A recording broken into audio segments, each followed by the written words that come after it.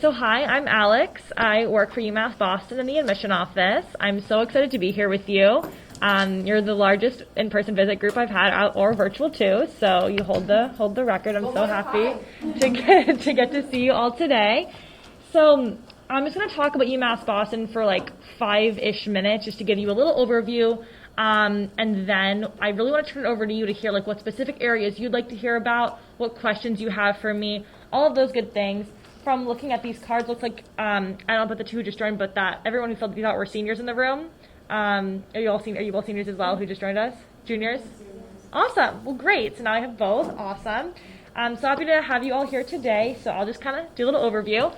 So Umass Boston's part of the Umass system. So all the Umass schools are their own university, but they're all part of the Umass system, which basically means we're state schools and you get in-state tuition by living in Massachusetts and being a Massachusetts resident. We're all individual universities. So UMass Boston specifically, we're located in Boston on the Columbia Point Peninsula. So we're a couple miles south of like downtown Boston, but we are a Boston school. What this means is that we actually have an 120-acre campus right on the water. And by just being those couple miles outside of the downtown kind of area, we get to have our own campus. And it's very rare to get to go to school in the city and have a campus. That's I think one of my favorite parts about UMass Boston, and same for our students, getting to go to school where the people that they're passing, they know that those are their classmates and the faculty and staff. So often if you go to school in the city, I don't know, is this a dining hall, or is this just a restaurant on the street, or is this an academic building, or is this just an apartment building? It's kind of hard to get a sense of where the campus starts and ends a lot in a city, and at UMass Boston you have such a nice luxury of having a campus. The only other buildings on the entire peninsula that are not UMass Boston are 3 museums: the Jfk Library, the Edward M. Kennedy Institute, and the Mass Archives. Those are 3 museums that UMass Boston students have free access to, but they're the only buildings that are not technically UMass Boston buildings on the entire peninsula. So that's one of my favorite things about it. As I said, we're a couple miles from the center of Boston, and we have the T, Boston's public transportation system, and there's a T stop less than a mile from UMass Boston, and we have a free shuttle that runs all around our campus and brings students from the campus to the T station. And then once you're there, you can get anywhere in Boston like within 10 minutes, basically. So really easy to get into the city, and we really encourage our students to explore Boston as much as possible. You're going to school in the city, definitely should take advantage of that. Academically, we have 9 colleges and schools within the university. So we have a few different areas of things you can study, and all of our majors fall under the 9 colleges and schools. Just be able to pass these as well. Perfect. So I've looked at some of these. So our colleges include our College of Science and Math, our College of Liberal Arts, our College of Nursing and Health Sciences, our School for the Environment, our College of Management, which is our business school. I'm missing a few. But those are so all of our majors, we have over 80 areas of study. All of our majors fall under those 9 colleges and schools. If you apply to UMass Boston, you do not have to apply with an intended major. You can apply undecided and not declare until your sophomore year if you choose. And if you come in with an intended major or a declared major, you can still switch it. So we're very flexible, and you can have multiple majors or a major and minor that are in different schools. So if you're interested in business and art, you can totally do that. You can have all the different combinations. We really encourage our students to have a well-rounded education, explore different subjects. We definitely understand the value that taking different courses in different disciplines can provide you. So if you want to do that, it's definitely easily accessible at UMass Boston to take courses and have majors and minors in different schools and different areas. On top of that, we have a lot of great internship and clinical placement opportunities at UMass Boston. So over 400 companies actually come to recruit UMass Boston students every year. So they specifically come to our campus and recruit our students. We have really great relationships with a lot of really big corporations, actually. So a lot of students have actually worked with the Boston Red Sox and the New England Patriots in the past, whether that's in terms of broadcasting or communications or more on like a business side or sports management. Big companies like Dunkin' Donuts, Converse, and New Balance have their headquarters in Boston. So students have often worked there. And for students interested in nursing or health science or anything in the medical field, Boston is the medical hub of the country. So being able to get to go to school in the city where such groundbreaking research and hospital care is happening is a really incredible opportunity, and UMass Boston specifically has very close relationships with these hospitals like Dana-Farber, Mass General, Brigham and Women's, Boston Children's. So being able to be studying those kind of health science fields and then having the opportunity to spend time in those actual hospital settings is really, really, really wonderful and will set you up for a great career. UMass Boston is also Boston's only public research university. This means that we provide millions of dollars every year for funding and allow students to partake in research projects during their undergraduate time. This means that you get to work closely with a professor and get outside of the classroom and actually kind of work towards solving kind of a bigger problem. You know, you work to innovate a solution, you work to for instance, one project went to put a fiber optic skin in the Boston Harbor to detoxify it.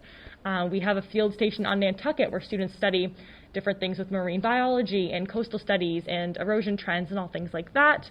Dana-Farber has a satellite research facility on our campus. Students can do research with Dana-Farber.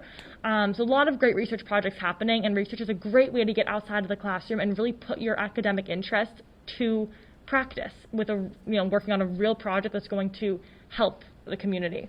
And that work also gets published to the academic world, which is a great also credential to have as an undergrad student. In terms of student life, we have over 100 clubs and activities at UMass Boston. We have Division III sports, which we have a recruitment process for if you're interested in that. We also have intramural sports. We have lots of other clubs. We have cultural clubs, different kinds of arts clubs, student newspaper, student government, so many different clubs. But if there's still not a club that you see they're interested in, or that you have an interest that there's not a specific club for, you can start your own. You just need 15 student signatures and a club advisor willing to be in that role. So we really encourage students to get involved, both on campus and getting into Boston. So on campus, there's so many different events every year. The first week is we have Welcome Week, or every year there's a theme. This year it was Carnival themed, so we had like different food trucks come to campus. We had popcorn and cotton candy and movie nights under the stars with the projectors. Lots of fun events happen every year there. There's a club that actually plans all those big events. And we give out Boston discounts when you go into Boston to have discounted tickets. So like we sell $9 Red Sox tickets, discounted Celtics tickets, discounts to go to the aquarium, museums, and then as a student you can get a discounted MBTA pass as well for public transportation. UMass Boston is the most diverse school in not only the city of Boston, but all of New England, and the third most diverse four-year school in the country. So 59% of our student body identify as students of color, and 13% as international students. We have diversity also in terms of age, in terms of religion, and it's a really accepting and inclusive campus, so it's a great place to be. Both students and faculty and staff represent so many different identities, and your college experience is just really enhanced being able to be surrounded by all types of people from all different backgrounds who have different perspectives and thought and problem solving skills to bring to the table. And so academically and socially, being in college is a diverse setting really enriches that experience. Let's see what else. Housing is a little interesting at UMass Boston. So we have beautiful new dorms. They're only built 3 years ago. But unfortunately, at this point, we cannot house all students in these dorms. So we really prioritize first-year students. So how this works is if you're accepted, you can put down a housing deposit, which shows your interest, and the housing office kind of makes note of how many people are putting down deposits. Then, usually at some point in May, after that May 1st decision deadline has passed, students can fill out the housing application. It will go live. It's first come, first served. So once students have put down that deposit, filled out the application, and signed the contract, after all students do that to fill up the beds that we have, it does close. However, a lot of students who live in the Boston area choose to commute. A lot of students choose to live off campus all 4 years. So typically first-year students who want to live in the dorms are able to do so, assuming that they did everything on time regarding the housing. So we really prioritize it for first-year students so that most students, if not all, who want to live in the dorms can do so. Your sophomore or junior year, though, you do have to move out of the dorms, but before you worry that sounds a little scary, we actually have 2 off-campus apartment complexes next to our campus. So there's the Harbor Point and Peninsula apartments. These are not owned by UMass Boston. They're not technically on our campus, but they're less than a minute, like steps from our campus. And they're right next to our residence hall. So they kind of feel like our unofficial upperclassmen dorms is how I like to describe them. They're not owned by UMass Boston, and so if you live there, you are paying rent to a landlord, and you have a lease, and you have a kitchen, and you kind of have practice living in what in more of an adult environment. But you have the off-campus housing office at UMass Boston to support you and help you with that transition. You can still choose to get a meal plan of any kind of amount if you choose, and you have all that support from UMass Boston. 70% of these apartment complexes are occupied by UMass Boston students. So your neighbors are probably going to be other students as well, and that's kind of how students we've kind of taken over those buildings and made them feel like additional dorms. By adding those into the mix, you can live on campus all 4 years because those buildings feel like they're on campus. You can walk to your classes the same way, and just kind of, it's also great practice to live, in an apartment before you kind of graduate and go and probably do that on your own with a career. In terms of applying to UMass Boston, we have 3 rounds of deadlines. Early Action 1, November 1st deadline. Early Action 2, January 1st, and then regular decision, February 15th. So early action is not early decision, it's non-binding. So you just get to apply earlier and you hear back earlier and still have months to decide. So it's the lowest stress option because you get to apply earlier, it limits your ability to procrastinate, you get hear back earlier, and you get the first shot at getting into all of our programs. So you'll have the best chance to get into programs that have no spots full yet. So that's what I always say, you're up against no one at that point because no spots have been filled yet. So we're looking for students. We're really excited for students to join our university and to give out acceptances. And it's, we have more to give when there's more spots available. You also get the first shot at our merit-based scholarships. So for living in Massachusetts, your tuition, this does not include room and board, but your tuition base is $15,000 for in-state for Massachusetts. But you can get merit scholarships on top of that to significantly lower that, as well as financial aid. So merit scholarships, again, we love to give money out to students. You've worked so hard in high school for 4 years, and so we really love to give money out, but that just means eventually we can't give as much money as this admission cycle continues. So the best shot at money is always just to apply earlier because, again, we haven't given any money yet, so there's more to give. And then for financial aid, you have to fill out the FAFSA. So the FAFSA, kind of like the Common App, you do it once, and then you put all the schools you're applying to, and it sends to the respective financial aid departments. The FAFSA takes a while. It's not fun. It's all about like tax information and things like that. So definitely recommend having a parent or guardian or some adult to help with that just because it takes some time. So just definitely factor that into your application time. The FAFSA goes live October 1st. So if you're interested in applying for that early action November 1st, I would just suggest if you're planning to apply for financial aid to do the FAFSA when you're applying, just kind of because then if you got in December but hadn't filled out the FAFSA, you wouldn't know your financial aid information, which might make it harder to decide if UMass Boston's where you want to go. So just kind of keep that in mind as well, that it is a different process. Merit scholarships, you're automatically considered for applying to UMass Boston, but financial aid is that additional FAFSA piece. So just keep that in mind as well. We give millions of dollars every year in financial aid and merit scholarships. UMass Boston's mission is to provide the best education possible at the most affordable rate. We really recognize that college is a big financial undertaking for students and their families, and so we really work hard at UMass Boston to make the university as accessible as possible. And that's what we are committed to doing for our students. Our scholarships are renewable all 4 years. So if you get a scholarship, that carries through for your entire college career, assuming you meet the GPA that is associated with it. So I know I just talked probably for longer than 5 minutes, but I just wanted to give you a big overview. We have, a lot of students in the room, so I just kind of wanted to cover that. So you've kind of got a sense of what the university is about. And now for our remaining time, I'd love to hear what questions you have, what you'd love to hear more about. Yeah. I have a lot of questions, so feel free to take the floor, guys. But I'm wondering if you have any competitive majors that are harder to get into, and if so, which majors those are? Great question. Our more competitive majors are nursing and business majors. So nursing, especially because we have a brand new nursing simulation lab. It's a stunning space on campus. It's as up to date and high tech as any nursing simulation lab is anywhere.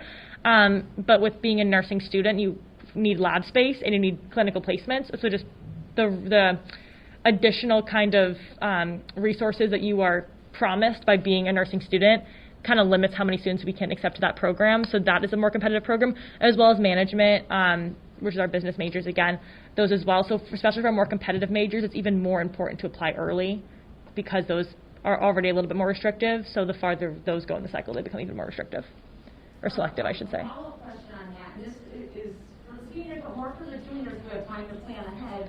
Are there certain classes that you would recommend that a student have taken for applying into business or nursing? So that's a great question. At UMass Boston, we understand that all high schools offer different things. All students have different degrees of flexibility in terms of planning their curriculum. So there are no specific classes that we like to see or really hope to see. We do hope to see a balance in terms of taking math and science and English, like taking each subject for hopefully all 4 years and just kind of having that progression in each subject. And we like to see you challenge yourself. We like to see, especially math, science, and English, especially if you're interested in nursing or business, to have all 4 years.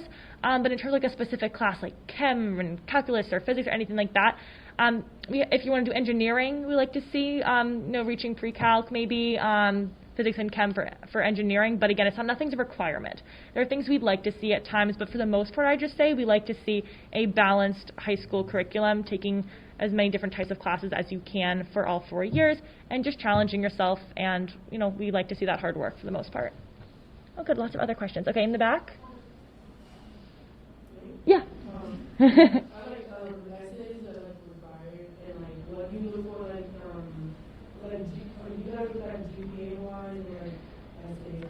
Right, great question. So first of all, I did not mention, we are test optional. So standardized tests are not required at Umass Boston. So if you did or plan to take the SAT or ACT, I say really think about those scores and see, do you think they represent you as a student? Because if you don't submit them, we do not look, we don't even notice that they're not there. It's nothing is kind of considered. But if you submit scores, we do look at them. So we would hate for students to submit scores because they feel like, oh, I feel like I need to submit them, and then have that, negatively impact you. So submit scores if you think they will help you, and if not, just don't submit them. Not submitting scores will never negatively impact you. In terms of essay, yes, so we have no supplemental essays. So when you apply, it's just that essay through the Common App, which is like the one essay you write, like your college essay. That's the only essay that's required. The Common App has gone live, so if anyone has started it, you've probably seen the different essay prompts. You can basically write about anything in your essay. They usually have specific prompts, but if there's some kind of story or experience you want to write about, you always can fit that into one of the prompts. It's easy to write about kind of whatever you like. Let's see. So that's the essay, and so we're on the Common App. So if you've already started that, it's easy. You can just add UMass Boston to the list of schools you're planning to apply to, and then that will get sent to us. We do have a specific UMass Boston application, which is an additional or an option instead of the Common App. But the only reason I suggest using the UMass Boston application is if you're not using the Common App. The UMass Boston application is shorter, but if you're already doing the Common App, it would still be more work. So there's no reason to use the UMass Boston application unless you're not using the Common App, if that makes sense. So it's an either-or situation. You don't have to do both. If you're not doing the Common App, use the UMass Boston application. If you've already started or plan to use the Common App, just use that. What other questions? Yes? That's a great question. So we do have a lot of different Latinx courses and just different kinds of courses for other. We have Africana studies as well, a lot of different kind of studies, and being such a diverse institution, that's really important to us to offer classes, regarding all types of kind of subject areas.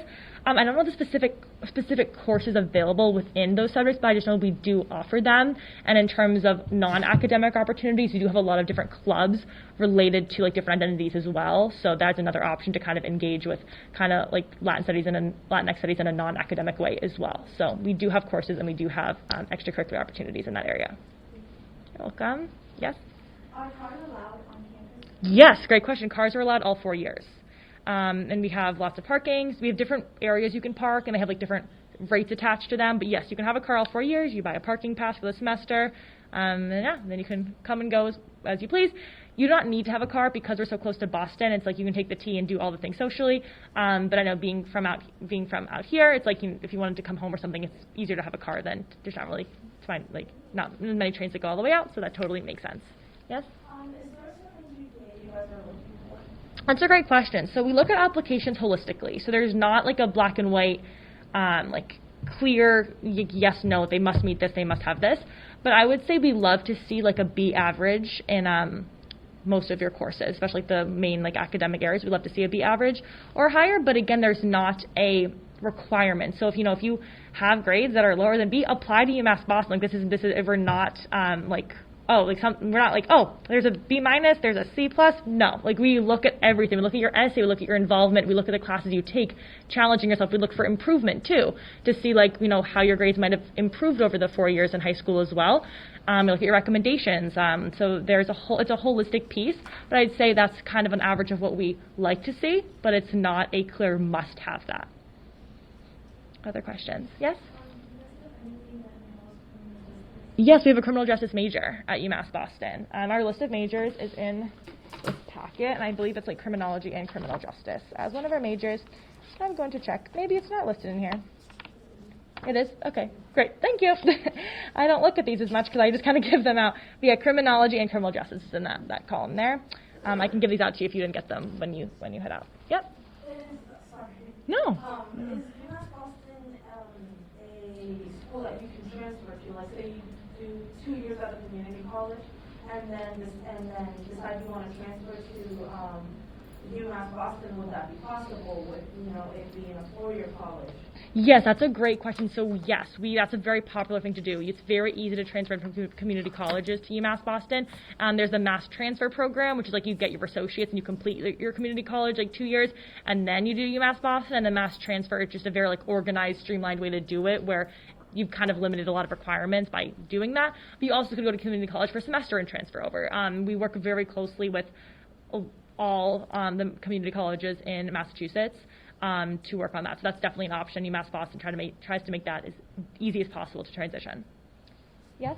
Do you guys have any programs regarding neuroscience? Yes, so neuroscience is unfortunately not a specific major, but given our heavy impact and like interest and resources within the medical field, there's a lot of ways to do neuroscience at UMass Boston, especially when it comes to getting into hospitals and internships and clinicals and like getting to work on those areas outside of the classroom. A lot of the neuroscience courses you would take in a major are a lot of those general science courses, psychology courses, things like that, which we all have at UMass Boston. So if you were interested in going into neuroscience, you could take courses in those areas, get most of the academic experience that you would get in a neuroscience kind of specific major, and then you could go and do an internship and go into kind of a specific neuro field and neuro lab or things like that to get that additional experience, and then you'd be very qualified to go into a career in a neuroscience field. Yes? Do you guys have any obstetrics and gynecology programs? So that's not a specific program we have, unfortunately, but again, kind of the same thing with it being in the medical field. We've really we have pre-med, we have pre-health, like we have all the different ways to prepare you to go in to whatever medical field you'd like. And again, you kind of just take more of the general courses, but then you can kind of, you could pre-med at UMass Boston is like a minor or like a concentration you have. So just making sure that you are meeting those course requirements if you wanted to go to med school or just if you wanted to go into a health-related field, having those, making sure that you hit all of those classes that would help you for medical fields. So that's kind of. So if you wanted to go into like obstetrics to gynecology or any type of doctor, you would do pre-med. You would major in maybe biology or something, something like that, and you would do pre-med, because then you have to go to med school to become a doctor.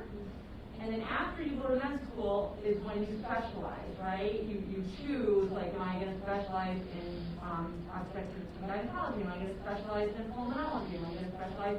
And then after your residency, you do your other, like, additional residency in your specific specialization. So really, if you look for pre-med tracks at colleges. Yes.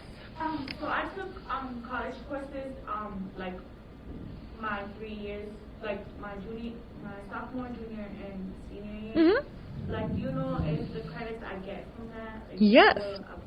Yeah, so dual enrollment courses? Yeah. Yes, so we accept those. There's a website called Transferology, which is like what transfer students would use, but the same thing for dual enrollment, where you can put in the specific course you took, like the name of the course and where it was taken, and usually the website will tell you like yes, no, or maybe it will transfer.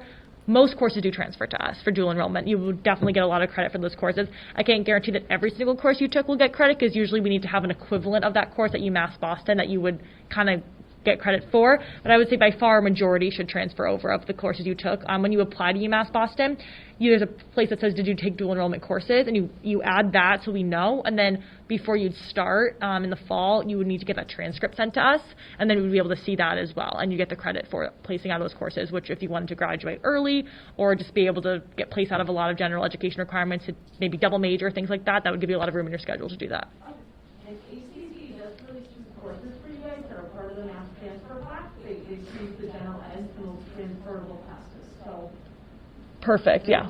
Yeah, and I feel like that's typically how dual enrollment works. Like typically the college students take as for dual enrollment do transfer. So that makes perfect sense. Yes? I want to ask this. So like, what if we don't do the transfer thing? So we just go straight freshman year Mm-hmm. to the college? How much would we be paying for all of this? So in-state tuition for Massachusetts residents is $15,000. That's not with room and board. So depending if you live in the dorm or an apartment or what you would do for living, that cost just can vary a lot. Our dorms also, like, it's different pricing for a triple, a double, or a quad. So that depends. Half of all of our triples and quads have their own private bathroom, and half of our doubles do. So like our doubles with a private bath are more expensive than a double without a private bath, and then quads and triples are the same, but they all have private bathrooms. So in terms of like your living, your room and board, that cost is just very dependent on kind of what you choose to, how you choose to go about that. But the tuition itself, you're basically at $15,000 a year. So if you had no financial aid and no merit scholarships, that would be $60,000 for all 4 years. But we give so much money in merit scholarships and financial aid, it's rare for students not to get any money at all in at least one of those areas. So it should be significantly less than that. I can't, tell for you specifically what that would be, but merit scholarships, we give lots of them. Like I think usually for 3.0 GPA or higher, you're eligible for merit scholarships at Umass Boston. And you also, if you didn't have merit scholarships when you got into Umass Boston, but you did really well your first year, you can go to the merit scholarship office and say, can I apply to maybe be considered for scholarships my next year? Because our scholarships you get from high school are all 4 years, but if you didn't get one the first year, you can still be considered to get them for like your last 3 years. So those scholarships will reduce your tuition, as well as that financial aid piece, which is all dependent on your financial aid and your financial need. And financial aid you do have to apply for every single year just because financial circumstances can change. So we want to make sure that we're giving every student the money that they need every year. Yes? What is the, I don't know if I'm saying it right, but the diversity of the races? Yeah, so we're the most diverse school in all of New England. So we're the third most diverse school in the country. So 59% are students of color. I don't have the breakdown specifically within that of kind of what ethnicities are represented there, but 59% of students are students of color and 13% are international students. And being the most diverse school in New England and the third most in the country, pretty good representation of all different races, ethnicities, and backgrounds. So that's one of our I think that's one of my favorite things about UMass Boston, and I think it's one of the most unique things about UMass Boston. All colleges and universities are trying to be, I think, as diverse as possible and inclusive. Everyone understands that that's really important to have all different identities represented on the college campus, but UMass Boston's actually doing it, and it's actually been an institution for many years that's a welcoming place for everyone, that all students find success at, enjoy their experiences at, and students like to be in a diverse environment. So it's been a diverse institution for a very long time, long before it was like trendy to be diverse, if you will. So UMass Boston is really important to UMass Boston. I'm really proud of that. Yep. Say you weren't able to get the scholarship for your freshman year after school, how would we go about getting student loans? Sure. So merit scholarships and financial aid are two different pieces. So merit scholarship is purely academic, and financial aid is purely financial need. So they're two different pieces. So in terms of merit scholarships, if you applied to UMass Boston right now for next fall, your merit scholarship would depend on your grades and your test scores if you chose to submit them. If you received merit scholarship right now, then you'd get it for all 4 years, given that you maintain the required GPA. If you did not get a merit scholarship right now, maybe you got into UMass Boston, but you didn't meet what merit scholarship office was looking for, you could then go to the merit scholarship office at some point your freshman year, after a semester or at the end of your first year, and say, can I please apply or be considered for merit scholarships for my next year's? I've really done well my first year here, and I think that I would be deserving of a scholarship. And they would work with you and have you apply potentially or be considered that way. Financial aid is all based on the FAFSA, which is this federal document that you fill out for probably every school you'd be applying to. You fill it out once, and then it gets sent to every school's financial aid department. The FAFSA is all dependent on your family's tax returns and your family's financial situation. And so that you do have to fill out year to year because it can change. So let's see if you didn't get any financial aid this year, but then things change next year. Maybe someone maybe an adult lost a job or something like that. That would be reflected in the tax return. So then you could get more financial aid the next year, and vice versa. So that's how. So financial aid you built in have to reapply for every year. So your financial situation will be looked at. But merit scholarship, you would have to if you were not to get scholarships your first year, you would have to go to the merit scholarship office and kind of say, look how hard I've worked this year. I have really good grades. I think I'd be deserving of a scholarship. Can I apply? Yes. Okay.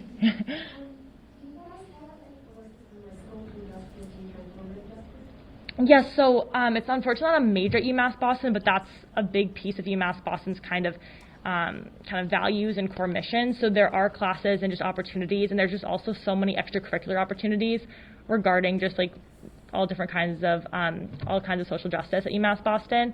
There definitely are courses on that, definitely kind of like freshman seminars and courses you can take that probably are kind of interdisciplinary courses between a lot of different things, but there is a lot of opportunities at Umass Boston to kind of engage with those kind of social justice aspects, whether it's academically or extracurricularly.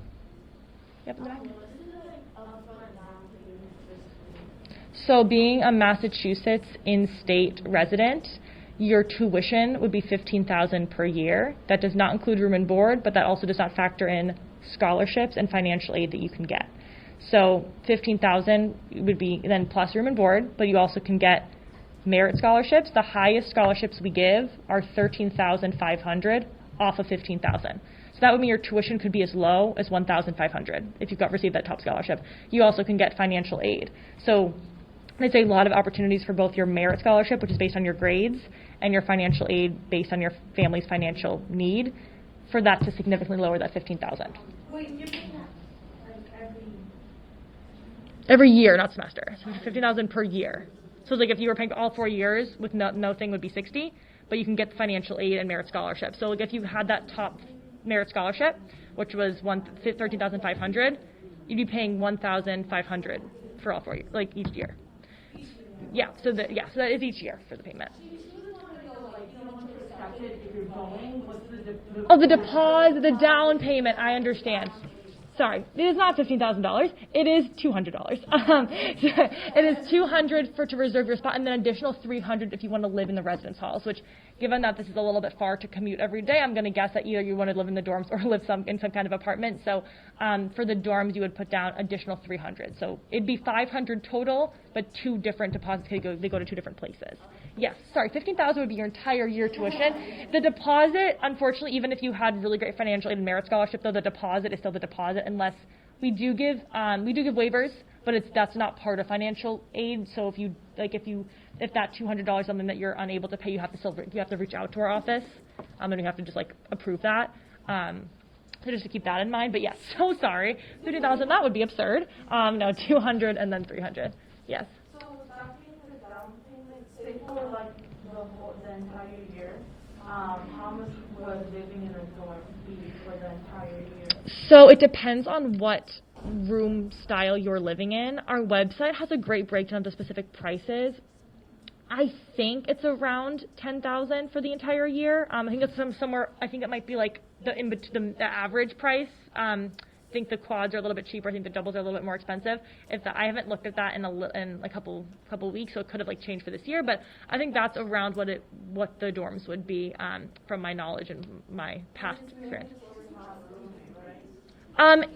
We do have a select few singles, but they're usually given to students with doctor's notes and specific reasons to live alone. So if you didn't have a reason for that, then yes, you would have to have at least one roommate. But you get to have a say in who you want to live with. If that's something that you like, we do take roommate requests strongly into consideration. Yes. Can you work Can you work on campus? Yeah, so we have a lot of different jobs on campus. We have federal work study, which is something that's given to students through financial aid, which means that there's two types of jobs on campus. This is true for most colleges. There are jobs that any student can have, and there are jobs restricted to students who have work study. Work study are jobs reserved for students who have financial aid, basically. So work study is something that is part of financial aid. So let's say you got $5,000 free in financial aid, but then you were given a work study position, which you could make up to $3,000. So you technically would have gotten $8,000 in financial aid. $5,000 was cut off right up front, and $3,000 would be how much you'd be allowed to work, if that makes sense. So work study are jobs limited to students who have work study, and then other jobs on campus any student can get. For work study jobs, you still have to actually go and apply for the job, but just the jobs that are limited to work study students just have less students, able to have them. But yes, you can work on campus in a lot of different places. Students can work we have a Dunkin' Donuts on campus. We have different kind of food vendors on campus. Our dining hall, you could work there. You can work in the library. You can work at the information desk. You can work in research labs. You can work Oh my gosh, and like so many different places. There's so many jobs on campus. You can work in the admission office. You can work with me. There's so many different jobs on our campus and a lot of different ways to get involved, make money, whether you have work study or not. Yes. Oh yeah. There's a lot of questions. I want to make sure you guys understand how it works kind of clearly. When you're applying to college, you're going to apply for financial aid. Don't not apply because you think that the college is too expensive. Because if you don't apply, you don't know how much financial aid you're going to get. If you guys all went to Umass Boston, you're all going to pay a different price. Because you all have different financial situations, and they're going to give you different amounts of financial aid, different amounts of scholarship, okay? Financial aid is not just loans. Actually, most of it is other stuff. Grants from the federal government, grants from the state government that you guys don't even know about, scholarship money from the college, and then loans, right? So we encourage you, you probably, if you go to four-year college, probably not everybody, probably have to take out some loans, but the idea is to try and keep it low as far as the loans. And then after you get all that financial aid, you can go and apply for some outside scholarship. For most students, that doesn't make up the bulk of their financial aid, but it's something. I am willing to sit down with families one-on-one and fill out the financial aid application, so if that's stressful to you, there's me, but there's other people in the school that help with that. And I also wanted to say, if you're shopping around with the colleges and you want an idea of what you would pay or what you would get in financial aid, every single college website has something called net price calculator. Okay? You Google it. Umass Boston net price calculator, it's going to show up. You have to do it with your parent or parents if you live with both. You do it with your custodial parent, the one that you live with. If you live with both, you do both. If your custodial parent is married to someone, you have to include their spouse. If you are in legal guardianship with somebody who is not your parent, you do it all by yourself. Legal guardian information does not go on that thing. So you sit down with them, you do that price calculator, and ask a bunch of questions about financial situations, and it's going to tell you with, you know, it might not be exact, but it's a really, really close ballpark what you would get in financial aid. The idea with that price calculator is what you get out is only as good as what you put in. So if what your parent is estimating they make is $10,000 wrong, the estimate you get back is going to be wrong. So when you sit down to do it with said parent, you're like, hey, if mom's like, oh, I have $40,000, you're like, Mom, where are the tax returns? Get the tax returns. And then once you know the numbers, you can start doing it by yourself, once you know the numbers from your parent. So that's how it works. You guys can all afford college, okay? So there's lots of money to help you do that. So my mother being my only legal guardian and her not being legally married, I will only for her. Exactly. For colleges that only require the passport. When you're shopping around, some colleges in the next price calculator might ask about the other parent you don't live with. Okay, public colleges don't do that. Anything public in Massachusetts, they're not going to ask about that. Some of the really selective private ones, they're trying to dig around for all the information because they have maybe more money to give in certain situations. So if it's not information about the other parent, it will specifically ask for that. But if not, you don't put it. Then it's just you, just your information. Which means if you don't work, it's going to be a bunch of zeros, and you will be eligible to get the maximum amount of financial aid. No, so that was all really good clarifying. Yeah, the net price calculator is a great tool. I mean, I remember using that all the time when I was looking for schools. That's usually very, very accurate, the net price calculator. And then, yeah, again, thank you for clearing up that financial aid is mostly not loans. Yeah, like there's a lot more things than loans. So when I talk about this money that you can get, it's a lot of it you never have to pay back. So yeah, really thank you so much for clarifying that. Yes. No, this is what I'm here for. Ask as many as you want. So like the dorms like thing, let's say you went to Umass Boston with a family member or something, and then can you request to be Yes. Yeah, so we really actually prefer when you have your own request. Makes it easier for the housing office to then not have to do as much matching and stuff like that. So if you apply for housing, you put on that the $300 part for housing. Then you get the housing application. On that housing application, you specify double, triple, quad, private bath or not for the doubles, and you can put preferred roommate. You put them, they put you. Can't guarantee, but we as many times we prefer to have that work out, and usually it does. Yes? For financial aid after the freshman year, and they don't have dorms, does the financial aid office take into consideration the cost of housing, and do they allot financial aid that might cover your position? Yes, so that's a great question. So yes, for the financial, you do, when you apply to UMass Boston, you kind of specify if you're living in the dorms or off. Even though the pricing usually is similar to the dorms versus not, it is still going to be different. And so the financial aid office does take that into consideration whether you're living in the dorms or not. And even though it usually comes out to similar, I think you might get a little bit more money when you're not living in the dorms, because that might end up being a little bit more expensive even though it's close. Probably, because maybe you might get a little meal plan on top of living in the dorms, and that might make it a little bit more expensive to live in an apartment. So financially does keep that into consideration, which is why you specify on campus or off campus every year. Great question. Anything else? So many questions, I love it. Anything else? Did I not tell you this was like the smartest group? No, I'm great group. No, I'm. I told you that before some of you guys came in. Any? Yes. No, I'm not. What was my major? So I studied film. I actually didn't go to UMass Boston, but I studied film when I was in college. Yeah. Great question. Yeah. Athletic training. So we don't have specific athletic training. We have sports leadership, which is more kind of, interested in sports but not specific training. And then we have a lot of different medical fields. So whether that's just doing pre-med or doing bio and then taking anatomy courses and then maybe doing a sports leadership minor or something like that. And you could kind of there's a ways you could kind of get that by combining different areas. But it's not a specific major, unfortunately. All right, anything else, everybody? You're such a great group. Yeah. Do you have any resources for that? Is that what you said? Any bridge programs? Yeah, so we have a program. We have some different bridge programs, usually not specifically. There's a couple different things. So we have a lot of resources on our campus for first-gen, low-income students, for undocumented students, for immigrant students, for all students that need support. UMass Boston has an abundance of support for students on campus. We want to make sure that all students feel that they have all the resources they need, not only to get to UMass Boston, but to stay and thrive there.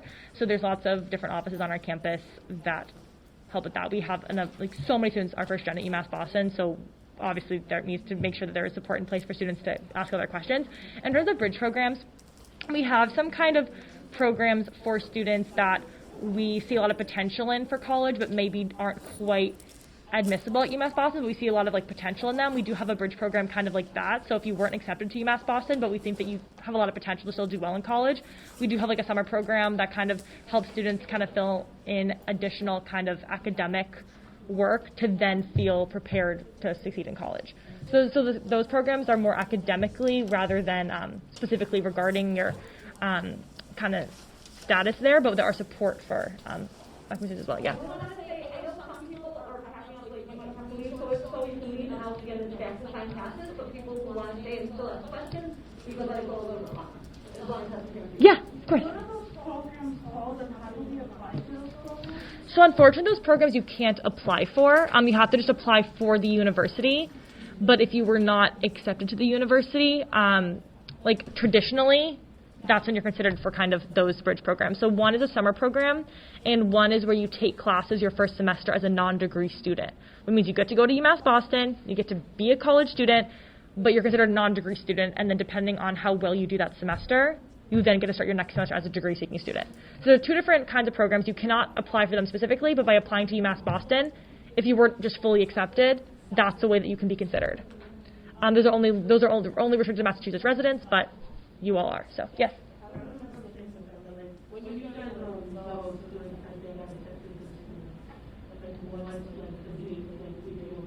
Yeah, of course, yeah. So it depends on when you applied. So if you applied early action 1, if you apply for that November 1st, you will hear in late December.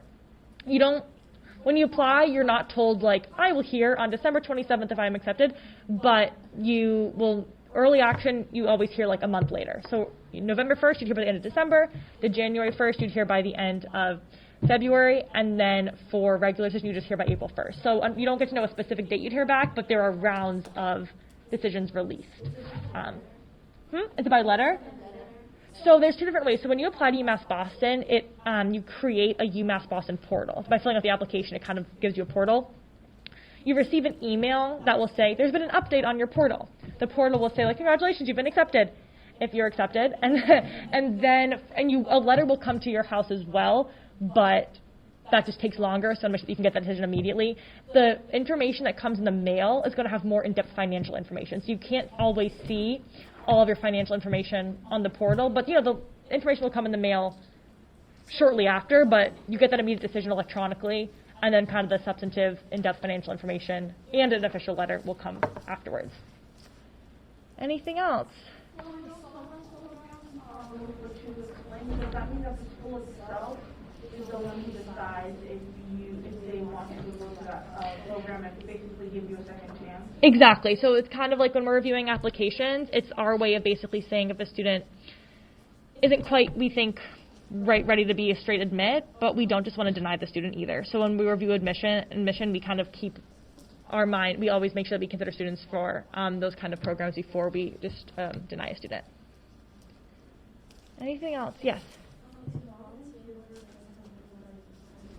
Yeah, I mean, we'd love to see your involvement. So if you have volunteer work, definitely put that on there, but it's not like a requirement to have volunteer work, but just like anything. What you played on a sports team, you volunteered, you babysat, you did anything that you were involved outside of the classroom, definitely put that. There's a place you have to put all your involvement on the Common App. Anything? I the best college resident ever. Because I have somebody who's going to be calling me at 30th. I want to make sure I don't find that I pass this back to class. This was great. This is great. Yeah.